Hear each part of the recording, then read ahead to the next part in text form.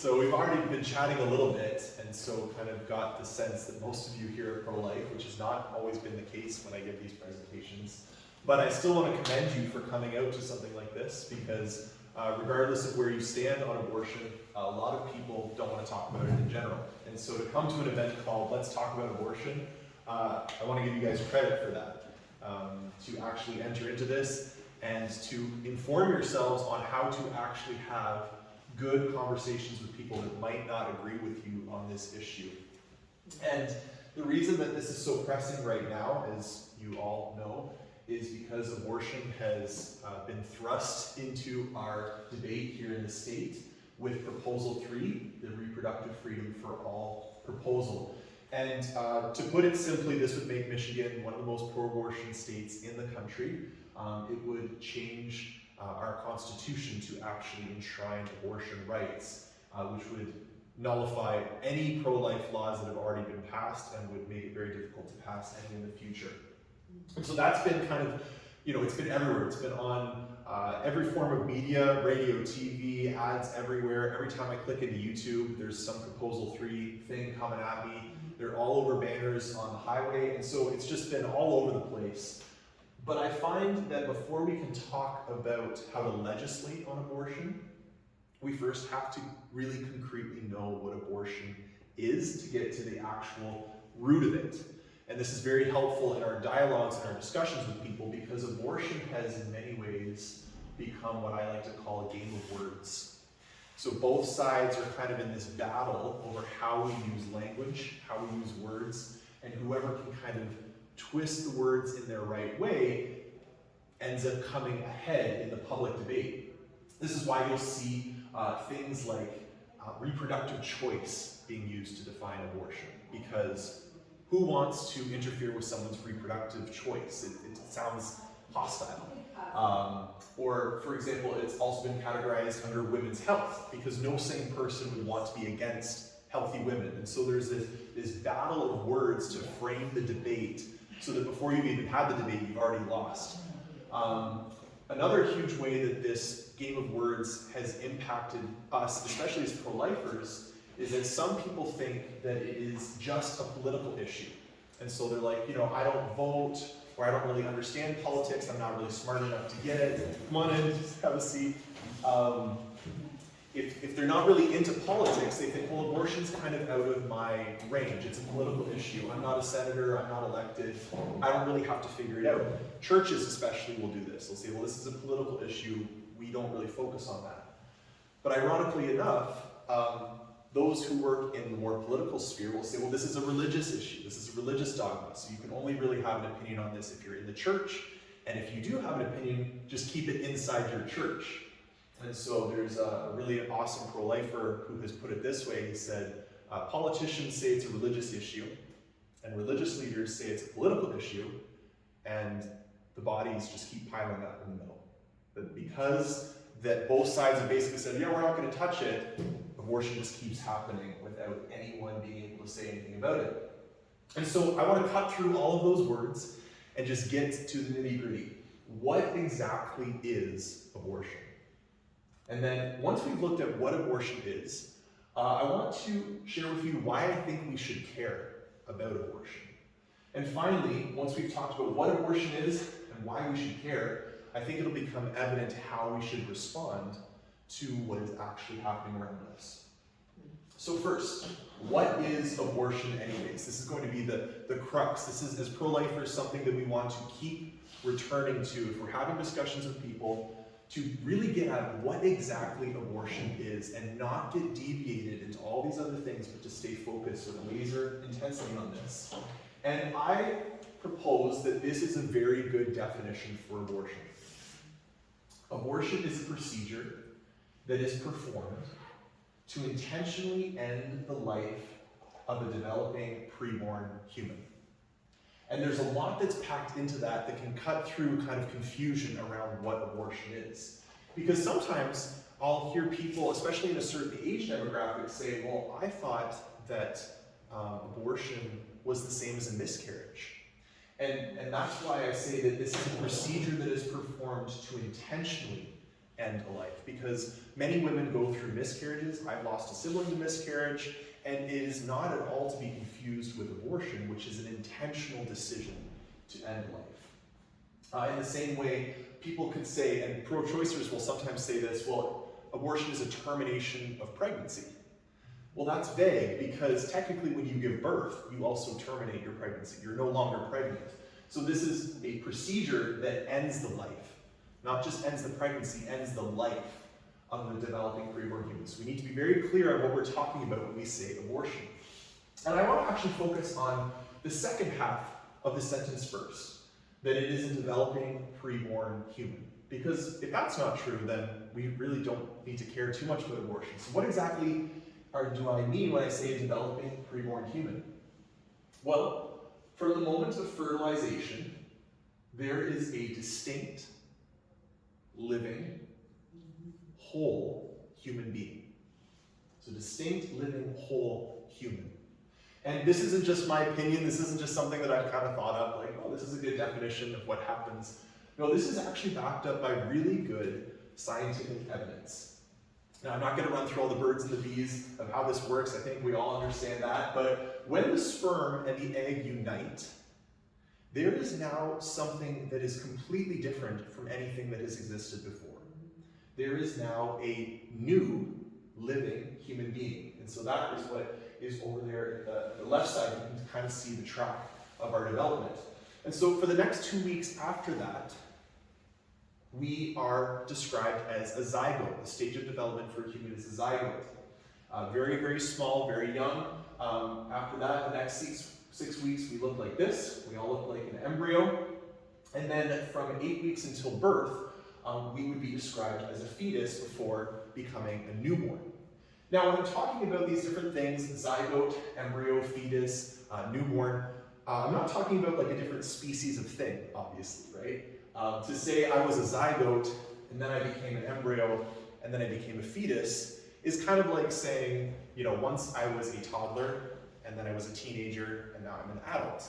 You're not describing a different being, you're describing just a different stage of development, how old someone is. So that's exactly what's happening here in this development of human beings. And the reason that I know this to be true, that there is a human, living, distinct whole all together, is because of this scientific evidence. So we know that the preborn are human because they have two human parents. It's really just quite that simple. I was talking once, I do a lot of outreach on streets, talking with pro-choicers and pro-lifers about this issue, and this atheist guy came up, and I offered him a flyer. He took it out of my hand, and ripped it up into pieces, and he threw it on my feet. He said, "They're not human." And so in moments like that, I like to ask questions to try and get at what he is thinking in order so that he can actually understand himself without him feeling like I told him that. And so I said, okay, it's not human. What is inside a pregnant woman? He said, I don't know, but it's not human. I said, okay. Well, does it have human parents? And he looked at me, he said, yes. I said, okay, well, what do human parents' offspring, like what species do humans have? And he literally had to think about it. And I said, you know, humans don't give birth to kittens. They don't give birth to puppies. They give birth to other humans. And so the living offspring of two humans must be a human being. And believe it or not, by the end of the conversation, he not only agreed that they were human, but he actually thought that abortion should be illegal. He had just never thought about it in that context. And so some people might say, okay, well, I'll agree with you, fine, the preborn are human, but they're not living. They're not living. And I would say, well, do they have the characteristics of other living things? Are they growing? Are they taking in nutrition?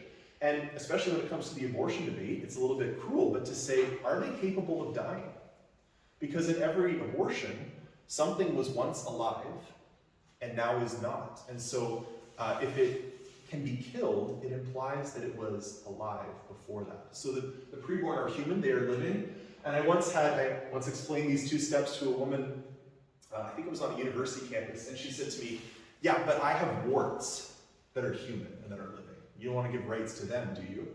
I said, no, I don't want to give your warts human rights. Thank you for sharing, you know. But no, the reason that your warts don't deserve human rights, but the preborn do, is because the preborn are distinct from the bodies of their parents. They have their own genetic coding, their own DNA. The clearest example of this is when a woman is pregnant with a male baby. Like, he has his own sex, his own different chromosomes. He is a distinct being from his mother. Yes, he is living inside his mother, but his body is different from her body. And finally, we know that the preborn are distinct human beings because they are whole. And what I mean by that is nothing new, no new parts are added to them to make them anything different than what they are. So sometimes you might have heard this, and I've heard this in a bunch of very crass ways, which I'm not going to get into, but pro-choicers will say things like, well, if you somehow waste a bunch of sperm, you are committing genocide because you're killing all of these tiny human beings. And that's just simply not true. Sperm are not human beings. They're human, because they come from a human body, but they're not human beings. An egg is not a human being. But once those two parts have come together, they cease to be a sperm and an egg, and they are now something new. They are now a whole human being. And that whole human being, nothing is added to him except for extra nutrition to help him grow, which most of us probably also took in nutrition today to help us grow. It doesn't make us any less human. So because of that, basically we know that the preborn are human beings. To sum it all up, Dr. Keith Moore, in his embryology textbook called The Developing Human, Clinically Oriented Embryology, he writes this, and I just find it's just so clear. He says, human development begins at fertilization. This highly specialized, totipotent cell marked the beginning of each of us as a unique individual. The moment of our fertilization, we are a unique individual. To put it even more simply, for pregnant women, the body inside your body is not your body. It's someone else's body. They are dwelling inside of you. So that is how we know that we have a developing preborn human.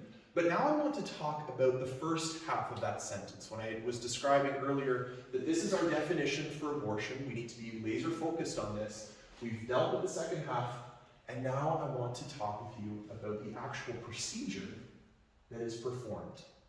And I want to say right off the bat that this is the part of my presentation that often people find the most unsettling, that often rises a lot of emotions in people, and it can be heavy, it can be hard to hear. And the reason that I know that this is true is because it happened to me.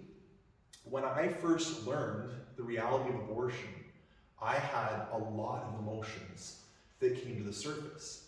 And I can remember it very clearly. I was in the 10th grade, and I was back home in Canada, where I'm from, and I was going to the Canadian March for Life in the capital city of Ottawa. And I was super excited. I had been raised pro-life my whole life, raised Catholic, and I knew that abortion was wrong. And so I was on the way to the March for Life with my friends. We were all on this bus. I felt like an adult. My parents weren't with me. It was almost like a field trip. And we get to the march, and I'm in the big city, and the march, it felt like a parade. There was music, and there was chanting, and I was feeling exhilarated. It was a beautiful sunny day. But all of that changed for me when I rounded the corner in Ottawa onto Bank Street. Bank Street is where there is an abortion clinic called the Morgentaler Clinic. And as I passed by that clinic, everyone in the march became very, very quiet. It's like this hush settled over the crowd.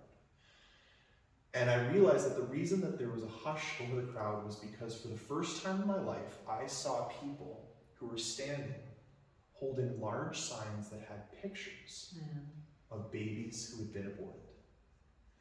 And my little 10th grade mind, I looked at this picture of this little baby who had been just shattered by the procedure of abortion.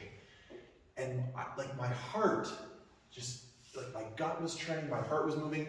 I felt angry, I felt sad, I felt hurt, I felt confused, all these different things. And one of the volunteers, she handed me a little postcard that had the same picture on it. And I remember the whole way home, back to Woodstock, all my friends were laughing and joking and listening to music and talking about the day. And all I could do was sit in my chair and look down at this little baby and think to myself, I have to do something more about this. Because my heart had really been broken on. And so I say that to you because I want to give you permission to feel things. I want to give you permission to have those emotions. We need to wrestle with the reality of what we're talking about when we say the word abortion. And so I want to walk through with you 3 different ways that abortions are most commonly done here in the United States. I'm going to talk about hormonal birth control, Plan B, and IUDs. I'm going to talk about medical or pill abortions. And finally, I'm going to walk us through 2 different kinds of surgical abortions.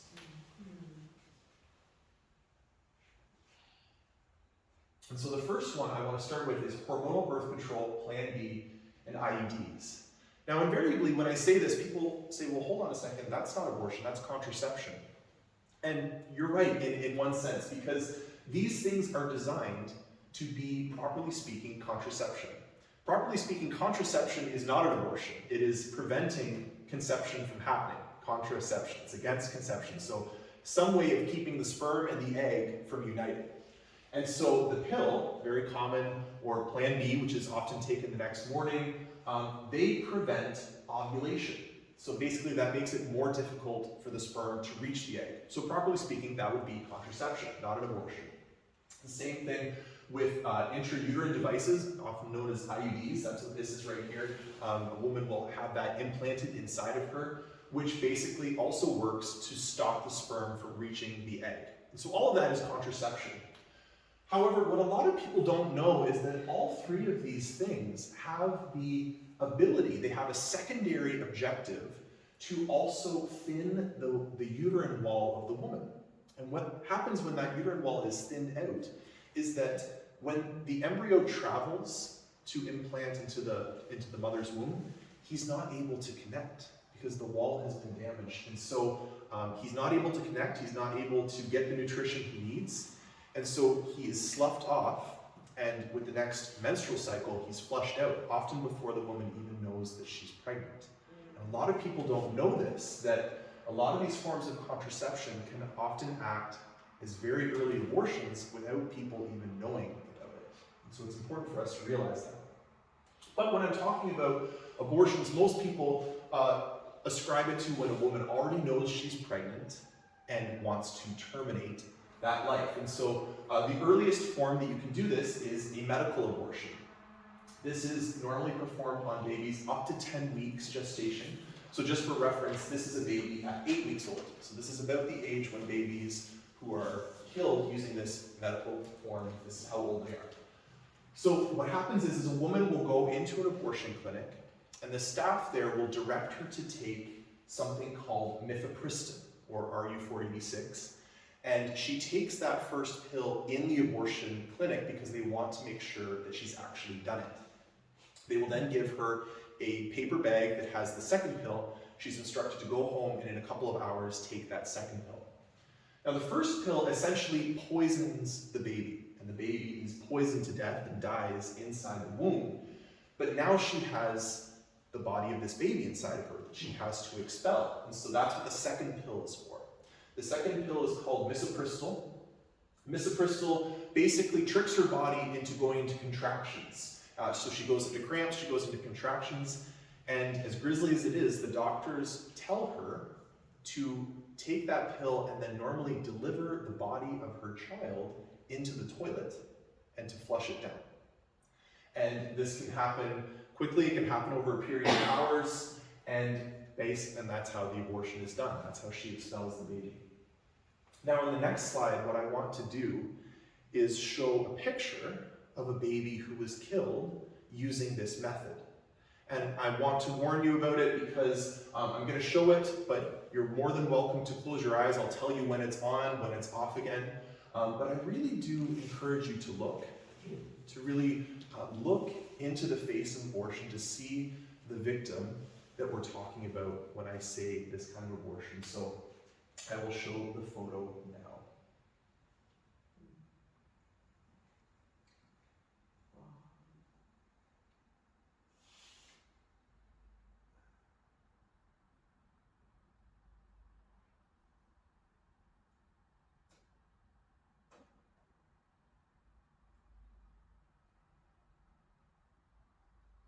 So this was a picture that was sent in to a pro-life organization that I used to work for. And as you can tell, the baby is being held in 2 fingers to kind of show just the size of how little this child was. So the photo has been removed. The next thing that I want to talk about is one kind of surgical abortion. This is by far the most common form of surgical abortion performed here in Michigan. And this is called the suction and curettage abortion.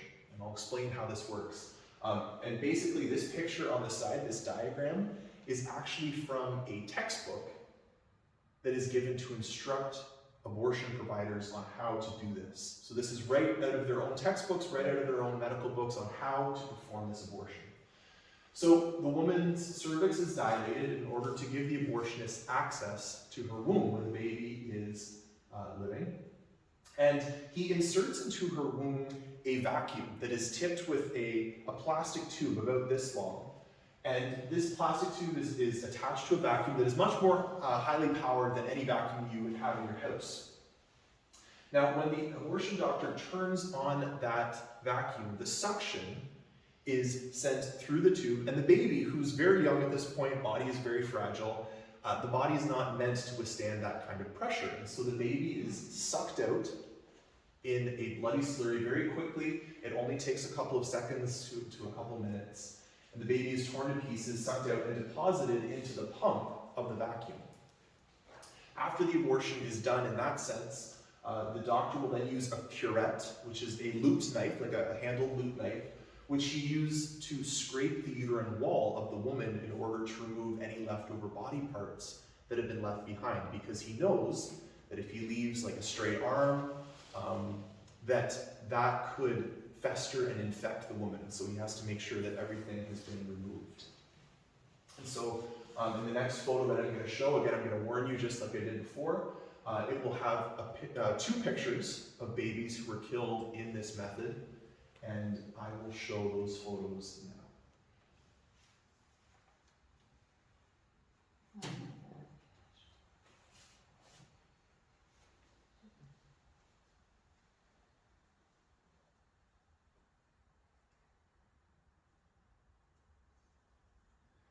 So the baby on the left is named Daniel, baby Daniel. He was the baby that I first saw when I was in 10th grade. And the baby on the right is being held in the hand of a gloved medical professional, and the photographer who took these photos tried to assemble their bodies as much as possible to give them the dignity that they deserved, while also making sure that their story was told to the people who see these photos. So the photos have been removed. The final form of abortion that is again commonly done in later trimesters is the dilation and evacuation abortion. This is an abortion done on babies maybe 14 weeks and up. And this is done because the baby at this point has grown too big and their body is too strong for a suction abortion to work. And a major part of this is that their bones have become calcified, which means they're harder to break, and so they need to do a different kind of abortion in order to remove the baby. So what the abortion doctor will use in this form of abortion is he will once again dilate the woman in order to insert into the woman toothed forceps. Now, I've actually held these forceps before. I've actually seen these forceps. They're about this long. They have ridges or teeth on the end so that when they grab onto something, they don't let go. And the doctor will, using ultrasound or sometimes blindly, reach into the womb, grab whatever part of the baby he can grab onto, and then with a twisting and pulling method, he will literally dismember the baby to death. The baby can feel pain at this point, it feels everything that the doctor is doing, and the doctor will tear the baby apart, arms, legs, spine, torso. The last thing that needs to be removed is the head.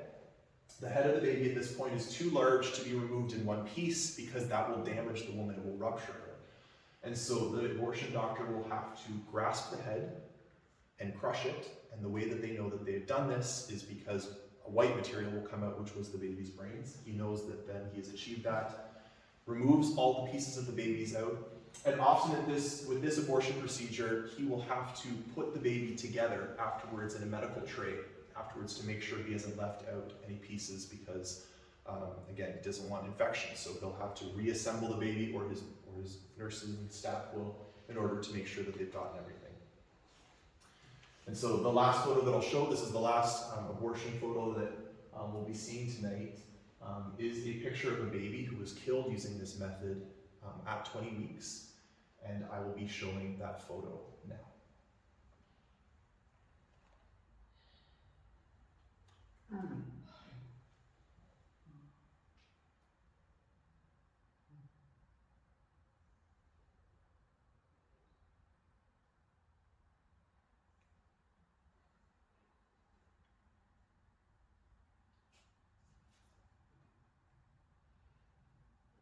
So the photo has been removed. And like I said, I'm sure that you're feeling a lot of different things right now. There's probably a lot of emotions bubbling around, a lot of questions. And so it might seem harsh of me to ask the question, so what? Why should we care about this? Well, the reason that I say that we should ask that question is because I've literally shown people photos like this and they still don't seem to care. This is a picture of me at Oakland University doing some of that street outreach that I was telling you about. And not this guy actually, we had a great conversation. But someone walking by, I pointed at the sign and I said, what do you think about this? What do you think about abortion? And he said, I don't care.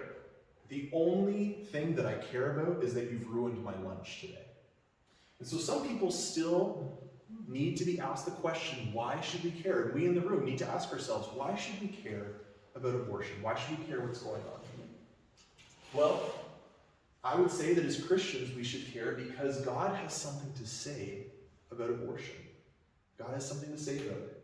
In Mark chapter 12, verse 28 and onward, Jesus is asked by the scribes, what is the commandment that is first of all? And Jesus answered, the first is this, hear, O Israel, the Lord our God, the Lord is one, and you shall love the Lord your God with all your heart, with all your soul, with all your mind, and with all your strength.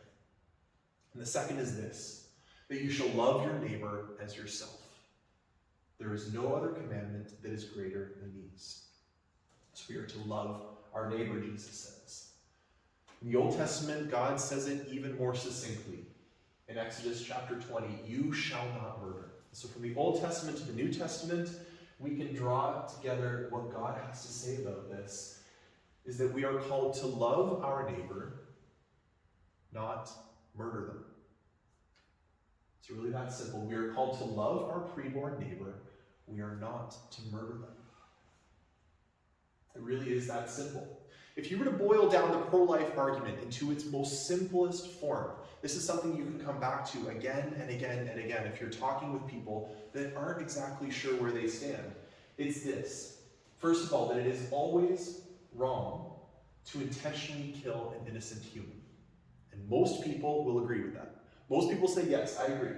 Intentionally killing an innocent human is always wrong.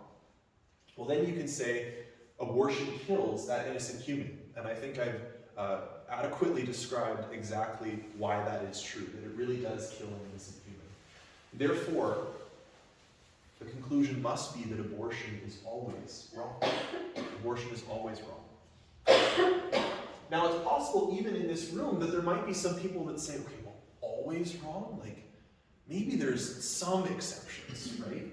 And I hear so many different exceptions from people, smart people, who have good arguments, and they deserve to have their arguments answered for why they think that abortion should be illegal in this circumstance. You'll even hear this amongst pro-lifers. They'll say, well, I'm pro-life, but what about if the mother is extremely poor, or she's trying to get through university, she's trying to be the first one in her family to graduate, and now she's saddled with a baby. Or what about if the mother conceived not through her own wish or will? What if she was assaulted? Surely she shouldn't be punished with now the extra pain of having a baby, right? Or what about the health of the mother? What if the mother's life is in danger and you need to do an abortion in order to save her? These are all things that people are thinking when you say you can never intentionally kill an innocent preborn human. And so I want to just walk through quickly with how we can answer this in a very easy and succinct way. And I like to say, trot out the toddler. It's very easy to remember. Trot out the toddler. And what I mean by this is, for the same reasons you can't kill a toddler, you can't kill that toddler when he was a preborn baby. Same person, different age. You can't kill people for one reason, or say you can kill them for a reason for this baby, but not for this toddler.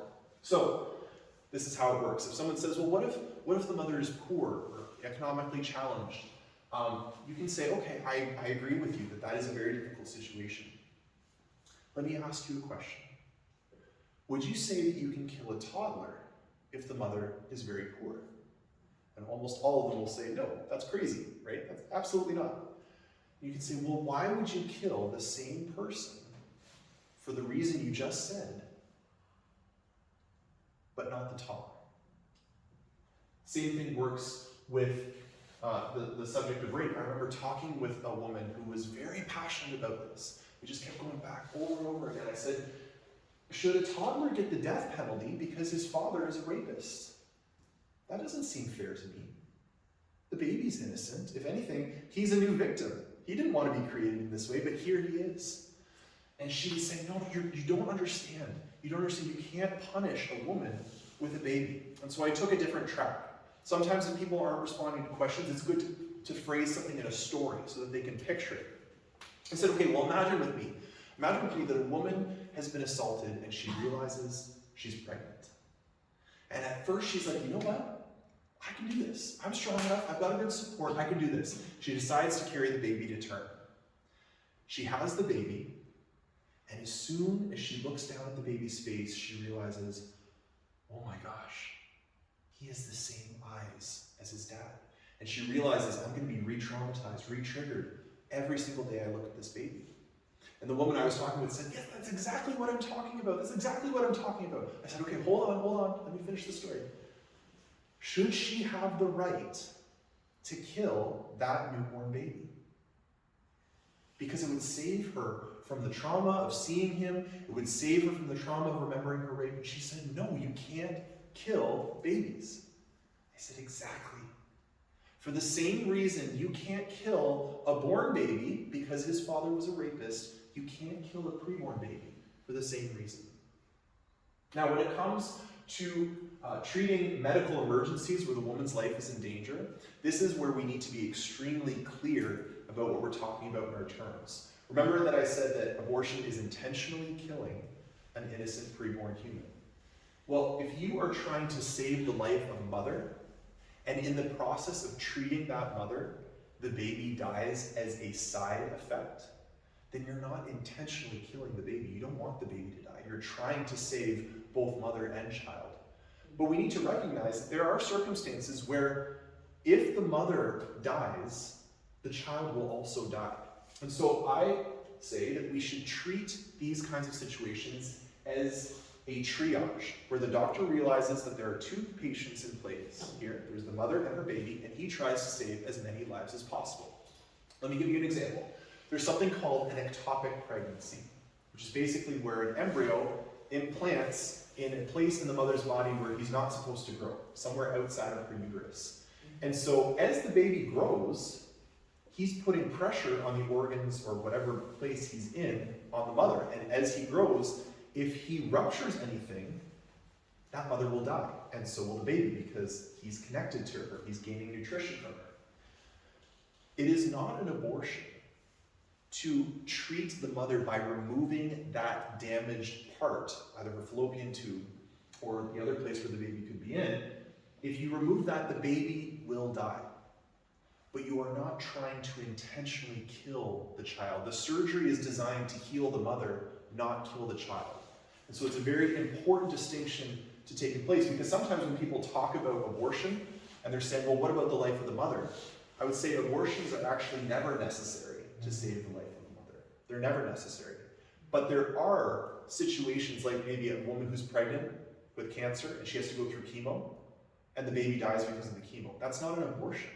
That's treating the mother and the baby accidentally dies. It's very different, but we need to be able to explain that to people when they raise this objection. So what makes the preborn so different anyways? Because they'll say, when you trot out the toddler, and you say, why can you kill preborn baby but not the toddler? You'll find that people, they don't actually think that the reasons they gave you, rape or economic things, are the real reasons. The real reason they think that you can kill preborn babies is because of these 4 reasons. The preborn are different from us in their size, in their level of development, in their environment, and their degree of dependency. And I'll show you how we can answer very quickly how to answer these things. So first, size.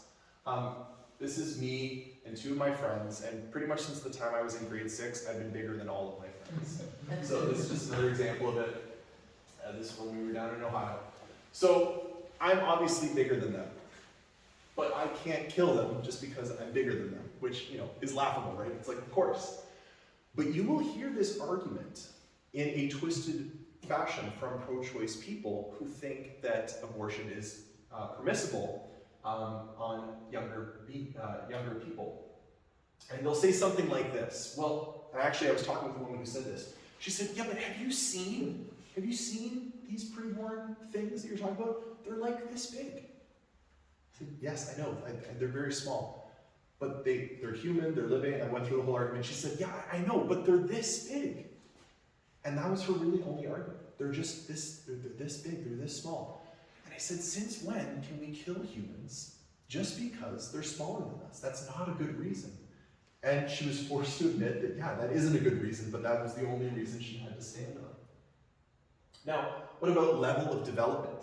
Yeah, this is me holding my godson here. And he is obviously less developed than me, right? He's less developed in size. He can't grow an awesome beard like me. And that's okay, that's actually good. It would be weird if he could grow a beard at this age. Why? Because he's not developed enough for it. That's not the age he's supposed to be growing a beard. And so the same thing is true when we hear things like this. Well, the preborn, they can't think. They don't have consciousness yet. Or they can't feel pain at this age. These are all variations of levels of development. They're basically saying, because the baby isn't old enough to have this development, we can kill him. And that doesn't make sense. That doesn't make sense. We can't kill people just because they're less developed than us. You can say, yes, the zygote is not aware of himself. He's not aware of his consciousness. But he's not supposed to at that age. He's not supposed to be conscious. Yes, babies at certain early gestations can't feel pain, but they're not supposed to at that point. They're not developed enough. And since when can we kill humans who are less developed than we are? Environment. This is me in a very different environment than Michigan. I'm on the top of a mountain in Nova Scotia. It's an awesome, beautiful hike, but I am still the same person there as I was here, even though I'm in 2 different environments. I was once talking with a woman who told me that she thought that the preborn were not human because of where they were. Because I was explaining to her, I said, look, it's crazy. We have medical floors in hospitals where doctors are working around the clock to save the life of a 30-week-old baby who's born prematurely. Incubators, doctors coming with all kinds of things, medical attention for this 30-week-old preemie baby. In the next hallway over, they're aborting babies at 34 weeks, older than this baby that they're trying to save. What is going on here? And she said, well, the difference is that that baby is still inside the womb. I said, well, hold on. They're the same age. They're the same being. She said, yeah, but it's about location. It's where he is. And I said, well, what is so magical about the birth canal that you travel through this birth canal, you go from this cluster of meaningless, valueless cells, and then a couple inches later, you're a baby with full human rights. But she continued to manifest, no, it's because of where the baby is. Once it's inside the mother's womb, it has no rights. But outside the mother's womb, it has rights. And it doesn't make sense, but people actually think this. But I would hypothesize that we can't heal humans who are in a different environment than we are. The preborn baby inside his mother's womb is exactly where he's supposed to be. That's the environment he was created to live in. And finally, the last thing is degree of dependency. And this will come about in pro-choice arguments where they say, well, if the baby can't survive outside the mother's womb, well, then he's not a human yet. He doesn't deserve rights. I was actually talking once, there's this mom, and she kind of said, my 20-year-old son still is dependent upon me for life. Like, he's still not fully independent without me. And she's right in one sense, because all of us as humans are dependent to different degrees on other people. And some people are more manifestly dependent than others. Think of someone with an oxygen tank, for instance, who can't breathe on their own. Someone like a scuba diver, who literally can't breathe except without that help. It would be wrong of me to go and cut that cord to his oxygen and say, well, you can't live on your own without it, so, sucks to be you. No, that's not what we do. Humans are dependent on each other in different degrees. Preborn humans are very dependent upon their mother, because that's the way nature has intended it. That's the way they are meant to be at that age. So we can't kill humans just because they're more dependent than us. And so finally, we've gone through what abortion is. We've talked about why we should care about it. What do we do now? What do we do now? How do we respond? Well, first, for us as Christians, I would say we need to be praying. Really earnestly praying that the Lord would stop this injustice, that he would give us the grace to be able to fight it well, to pray for an end to abortion. We also, I think, need to educate ourselves. You coming out to an event like this is a very key element of that. Because often a lot of the reasons people don't get involved in the pro-life movement is because they say, I don't know enough. Like, what if they ask me a hard question? What if they say something and I don't know how to respond? Well, I think I've showed you very easily that, to put it bluntly, the arguments for abortion are just not very good. And it doesn't take a whole lot of educating ourselves to be able to give a clear, a tactful, a winsome argument to defend life. And so educate yourself. Don't let this be the end of it. Learn more about this issue. It doesn't take very much to become able to answer the vast majority of very simple pro-abortion arguments. And finally, we need to activate. We actually need to get boots on the ground. We actually need to step outside of our comfort zone to be able to defend the preborn. And here in Michigan, it's very easy to do that right now because we can fight this proposal, Proposal 3. This is a group here in Michigan called Citizens for a Pro-Life Society. They do a lot of work in Detroit, and they are very good at activating people to fight this. And so I just very briefly want to talk about Proposal 3, just as an awareness of what exactly we're facing on November 8th. As I said, it would make Michigan the most pro-abortion state in the country by allowing abortion up till the point of birth. It would overturn any pro-life laws that are already in place to protect some babies. And basically the only limit on who could have an abortion is if the person consents to having one. That would be the only limit. And it's interesting that in the proposal, they use the word individual rather than adult or women. And the reason they do that is in order to include children, to include minors. So if you put those two things together, the only limit is consent, and it can involve minors. That means that it would remove parental consent for a minor to get an abortion or any other form of life-altering reproductive health, as it was, which would include sterilization, it would involve birth control. This would mean that parents would no longer have any awareness of what their children are actually going through when it comes to this situation. It also would mean that babies who survive abortion attempts on their lives are no longer protected by law. They can't be prosecuted If the abortion doctor, for instance, leaves that baby to die due to neglect, or even in a more concrete way, ends that born baby's life. Because if the baby survives an abortion attempt, that is considered a pregnancy outcome that is not to be infringed upon or prosecuted by anything. It is between the doctor and the woman. So any pregnancy outcome that happens from a baby who survives an abortion can't be prosecuted, can't be dealt with. It would take away the conscience rights for hospitals and doctors who decline from doing abortions or referring women to places where they can get them done. Abortion doctors, this is what a lot of people don't know, will be free to sell the body parts of aborted children. There is right now in Michigan a law that says you can't do that. Proposal 3 would remove that. And abortion doctors would be able to profit off the sale of the parts of these children. You think, who would buy these? Universities buy them, research companies buy them, because although the preborn are apparently not human enough to receive human rights, they're definitely human enough to do human experimentation on. And so it's a very lucrative business, and there are even forms of abortion that are used to keep the baby as intact as possible in order to provide better resale value.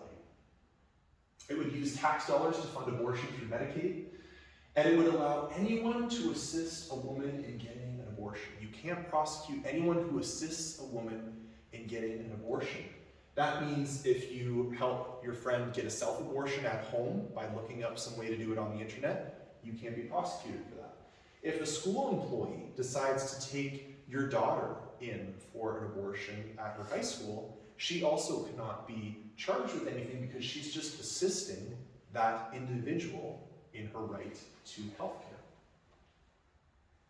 And so what I wanted to close with is this slide, because this slide has 5 different groups that I can personally attest to being very active in fighting this injustice, both here in Michigan and in other regions of the United States. And so I encourage you to write these down, take pictures, do whatever you need to do.